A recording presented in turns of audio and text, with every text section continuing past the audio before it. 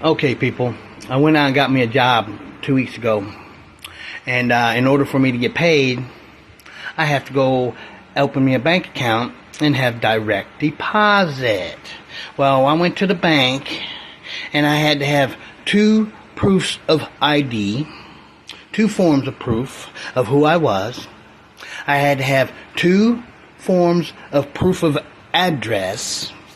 Then I had to pass a Homeland Security background check to identify my address and my two forms of ID. Then I had to pass a credit check just to open a bank account so I can have direct deposit when my job pays me. And then it took me 3 hours. 3 hours! Why does it take so long, and why is it so difficult to open up a bank account?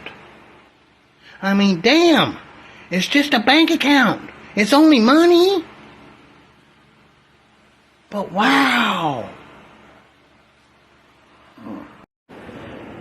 Hey man, I had to go get a ID card and a driver's license.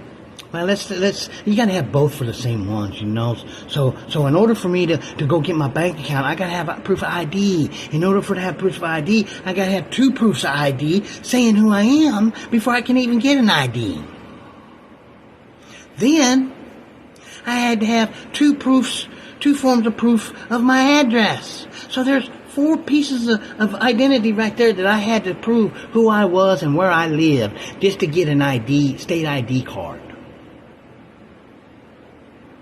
Then I had to pass a background check, a Homeland Security background check, which they charged me $35 for.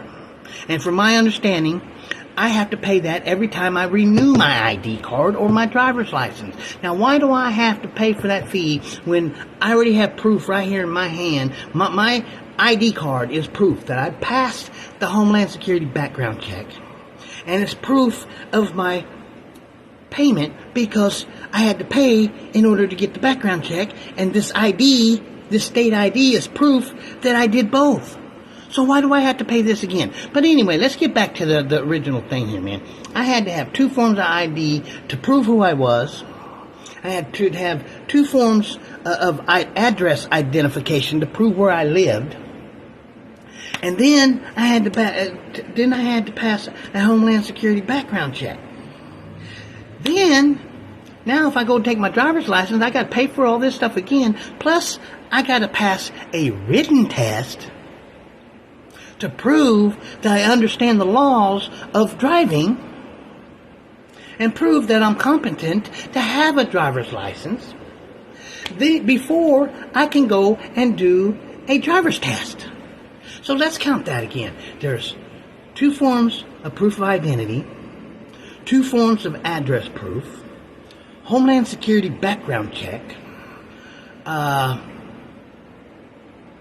written test, and then a driver's test. That's 7 things that I have to do to get a driver's license. 5 things just to get an ID card.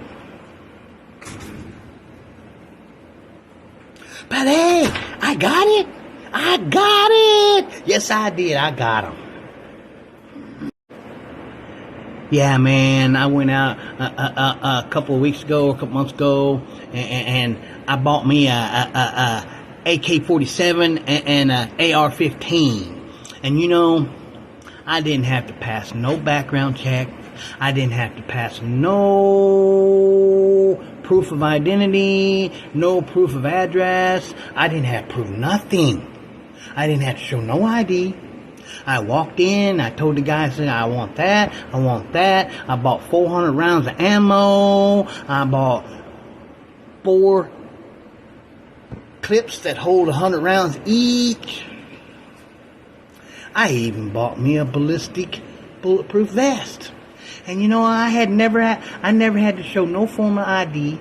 I didn't have to pass no kind of test at all. I pointed it out, told him what I wanted. He put it on the counter and he rang it up. Said, that's $1,833.12, please. I paid the man. He gift wrapped it and I walked out the store.